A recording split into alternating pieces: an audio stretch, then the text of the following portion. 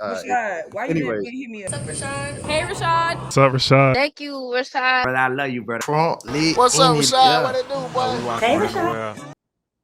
And so with this, All right, AM Cooks. Okay, so this is the same type of thing, but apparently it's about Kendrick Lamar and clips.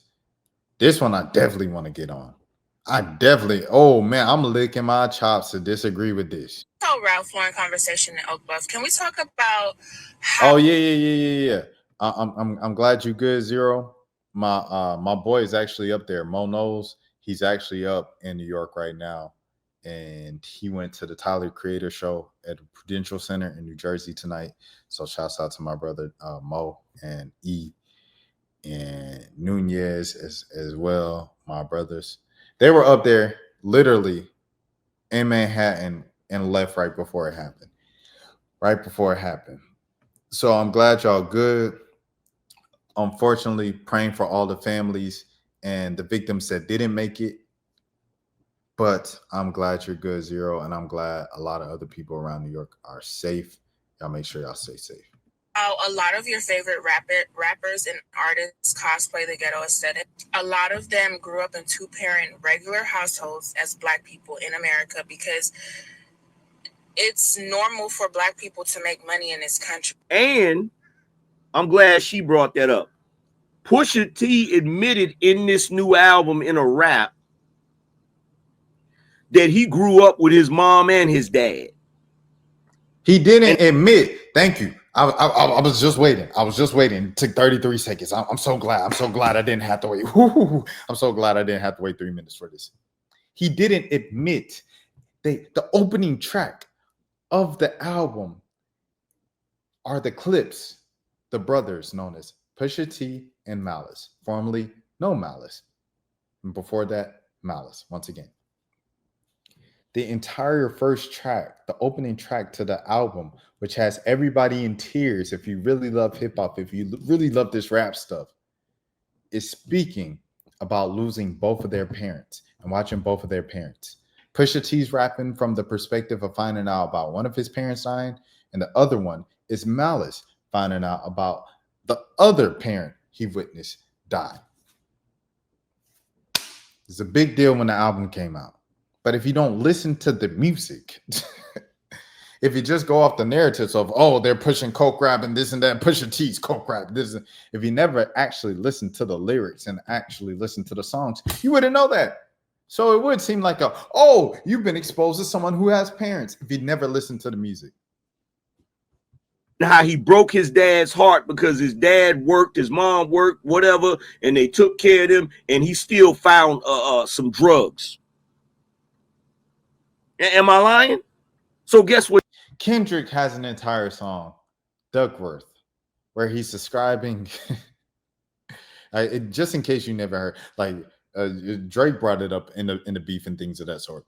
But he has an entire song on Dang, in the album Dang, from 2017, 2012, Good Kid, Mad City. He's talking about his entire family, from his granny to his mom to his the whole family, and being a good kid in a mad city. He never claimed to be a gangster, a hood, until Drake tried to say, "Oh, you ain't affiliated. You don't know no people for real." That's the only time that Kendrick tried to show, "Oh yeah, I really know them folks. They really get down from where I'm from Compton, California." Just in case you ain't know. So it's like, to act like these are dudes that just hid their lifestyles and who they truly are the entire time is ridiculous. Because the proof is in the pudding, years long in lyrics, dog. The entire time, Duckworth, the whole story is how Top came to the KFC where his dad was working, robbed his dad at the KFC, but his dad started giving him extra biscuits, so he let him slide every time he robbed the place. And then one time, Top came over and he said, man, if Top wasn't looking out for him at the KFC or whatever, he could have been gone and out. You know what I'm saying? And if that didn't happen, then Kendrick Lamar would have grown up without a father and potentially never became the greatest rapper of all time. This is stuff from 8 years ago. What is it? Kendrick Lamar is hiding the fact that he has a dad. No, he isn't. All right. What that mean? If you grew up with both parents and both of your parents worked to take care of you, and you didn't really want for nothing, and you decided to go out in the streets anyway and sell drugs, you are a goofy. You're a poser. You're a wannabe. One thing I know for certain about my generation, we never excuse this shit. In my generation, isn't Ice Cube from the suburbs? What are we talking about, bro? Like this whole thing of like, we ain't never had no pose, we ain't never had no, I don't know what this is about. This new generation. Come on, bro. We have the internet, dog. Like, don't pee on my leg and tell me it's raining. if you grew up in a household with two parents that worked and took care of you, and you were able to have you didn't have to struggle, and you jumped out there anyway and sold drugs, even though your parents wasn't struggling, you was a clown for that. Everybody looked at you like you was a clown for that.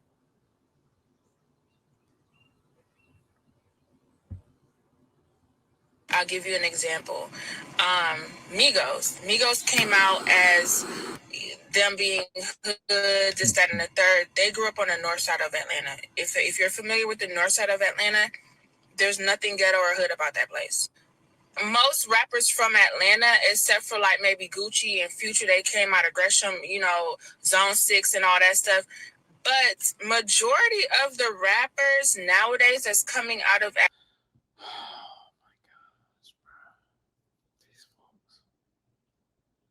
She thinks she breaking down new stuff. Newsflash. Everybody from Atlanta know where everybody from Atlanta from. Migos spent their whole careers, the first half of their careers, trying to prove all the way up to the point where they said on their biggest song, we running off yeah that way. The whole time trying to prove to the city that, no. Even though we from Gwinnett, woo, this is what's going down. This is what's happening. If you know anything about life, if you know anything about the world today in 2025, I'll say the world post Chief Keef, to be honest. There are crazy areas, like my dad said. My dad put it best. There's fools everywhere. There's fools everywhere, dog. There's fools everywhere. It's folks that was wilding in Gwinnett. It's folks that was wilding in Cobb County. It's folks that was wilding in this part, this people acting crazy everywhere. It's just, there's no more. I don't know why this is a thing. She's trying to make it seem like there's this agenda that rappers are lying or hiding who they are to push a gangster agenda, whatever, things of that sort. The agenda is being pushed with a lot of times. Here we go. This is why I say don't idolize celebrities. Be the best person you can be and be honest with yourself. You don't idolize anyone, first of all, as well, zero. Idolize no one. Idolize no man, because man is just man. Like, that just is what it is. Second, these guys aren't hiding who they are.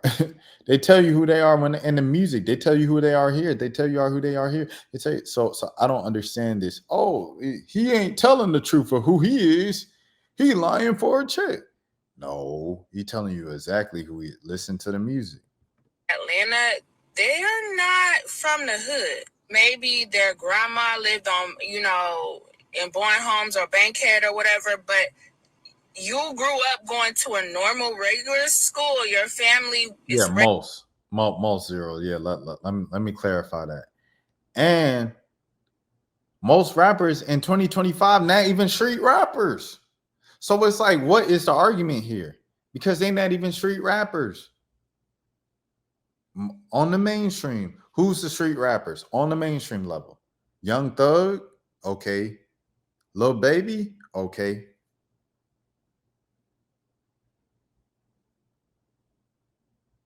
If you want to count Young Boy, I guess you can count Young Boy. That's it. There's no other street. Every other rapper right now on the mainstream is a suburban, a rapper that can, well, if you want to count Kendrick Lamar, because he's from Compton, but he wasn't in the streets. every other rapper is a mainstream family safe rapper. Migos is no longer a group. So it's like, there we go. We need to stop putting everyone in the same lane. There you have it. So it's just like when she's talking about these rappers are pushing this. The biggest rappers is not the rappers that you're speaking about. Like, it's not 2005 anymore. Jeezy is not the, you know what I'm saying? Jeezy and Gucci aren't the biggest rappers no more. Like, the biggest rappers right now, well, Future, okay. All right, I guess you say Future, Young Thug, and Lil Baby. Them is like the only 3 street rappers, right? On the mainstream superstar, 21 Savage. Okay, 21 Savage. There you go. That's it. Everybody else is like somewhat of a safe family person rapper. Drake, Kendrick Lamar, J. Cole, Gunna, who else? Offset. Even though Offset, he's still kind of crazy, and he be talking about his crazy days. For the most part, he talking about getting some money and some women. Cardi B. These are all rappers who rap about lifestyle and being rich. Even the Clips, like, they don't rap about just like straight up selling drugs. They rap about luxury and being rich. I don't know, bro. Regular. You're not, and I just want to know, like, why do we feel like we have to push this aesthetic onto people when you come out? I tell you why. You want to know why we try to push this aesthetic? You want to know why? It ain't even us that originally tried to push the aesthetic. I'm going to tell you what's happening. What happened? All of these record labels, whenever they get black artists, especially rap, even if those black artists grew up in the suburbs, even if those black artists came from a decent family, they put the image on them. They want them to jump out here because they're black and pretend that they came from the hood, pretend that they was hustlers and drug dealers. Why? Because they're trying to package that image. Why are they trying to package that image? Because if you got a bunch of rappers, if you got a bunch of black rappers out here talking about selling drugs, shooting people, committing crimes and all this, you dumb Negroes that's watching this shit are going to try to mimic it. And then, because you're trying to mimic it, you going to jail. You going to prison. Now, why is this a benefit? Easy. Privatized prisons. What he's saying here is true. I just didn't like the examples that the old lady was giving. The Kendricks, Clips, I didn't like those examples. Migos, didn't like those examples. Now, what he's saying in general is true. I think it started with Chief Keef. Now it's with Young Boy, and really those are just the main 2 I can think about. But with the drill music in New York, they had an entire moment up there in the drill, but that ain't mainstream and everything like that. The name she was given was okay. There we go. There we go, Zero. So I think Zero and I, we both agree with the sentiment. Yes, white people put music at the labels behind street music and everything like that. I say the kids going after. I watched it in real time. Being from the suburbs. I'm the same age as Chief Keef. So it's like Chief Keef popped when he was 16. I watched it in the suburbs, middle of high school, when I Don't Like popped off. Everybody's talking about Chief Keef. Everybody wanted to be Chief Keef. Finally Rich was like the biggest album at the time and things of that sort. And I watched kids go from like just regular kids who played sports and went to class and went to school, go from wanting to be fly, like the best rappers and the most famous rappers and stuff, like the Kanye's, Pharrell's, everything like that, even though Pharrell ain't a rapper. But, you know, everybody wanted from going to be looking fly, the polo, you go, because at the time it's polo on my body, and it was the whole Atlanta party era with the Roscoe Dash, the Party Like a Rockstar, Mohawks, Travis Porter, people just having a good time, rapping about partying, being fly, talking to the girls. When Chief Keef came out, everybody became gangster. Everybody just became hood, bro. After Chief Keef, everybody was drilling something. Everybody want to hit something. Everybody. That's just what it was after Chief Keef. That was the switch, 2011. After that, then you had the whole drill movement. You know what I'm saying? Because Chief Keef was the father of drill, so you had the whole drill movement in Chicago, in New York, Atlanta. Music started getting crazy. It went from Atlanta music went from party dancing to some crazy stuff. That's where Young Thug came in and everybody, you know what I'm saying? So that's just what happened. And then, you know, Louisiana, you know, started coming up again, thanks to Young Boy and all them, and them folks just as crazy. So all of it is just a bunch of crazy stuff that I feel like the white labels and everybody, they put money behind and they pump it out to continue to perpetuate those stereotypes and push those images, and kids want to be those. You're not wrong partially, but this was something that goes further back. 100%. 100%. Like I know NWA and you know, I feel like gangster rap and street music and rap music started with NWA. Am I right? But in terms of this generation, I saw firsthand with Chief Keef. Look up KRS One History of Hip Hop. Shouts out to KRS One, bro. But I'm gonna put that on the docket. Dan is finally here when Zero's here. Dan's been here the last 2 lives, and he's been like, "Where is Zero? Where is Zero?" Now, there we go. There we go. See, look, see. See, there you have it. You love to see it. Okay, I'm gonna put this down. Let me put this. Look up KRS-One History of Hip Hop. We get that for tomorrow. KRS-One History of Hip Hop. History of Hip Hop. The real hip hop is over. KRS-One been rapping about the ending of hip hop for 20 years now. But shouts out to KRS-One though. Legend. Shouts out to Rakim, my brother, friend of the channel. That's a flex. That's why. And they've been pushing this shit on you niggas for so long that now it's a matter of pride for you niggas. It's a matter of pride to be a dope boy. It's a matter of pride to be a criminal. It's a matter of pride to spin the block. It's a matter of pride to slide on your enemies. It's a matter of pride to be up on your ops. It's a matter of pride to have a felony. It's a matter of pride to do a prison bid.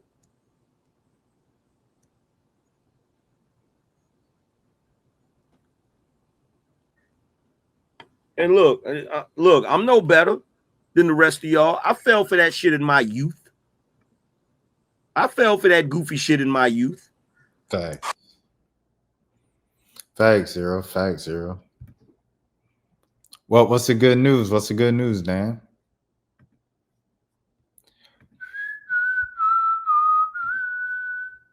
Sorry for listening to the mic, y'all. Pause. Okay. Rashad, why you didn't hit me up? What's up, Rashad? Hey, Rashad. What's up, Rashad? Thank you, Rashad. Brother, I love you, brother. What's up, Rashad? What it do, boy? Hey, Rashad.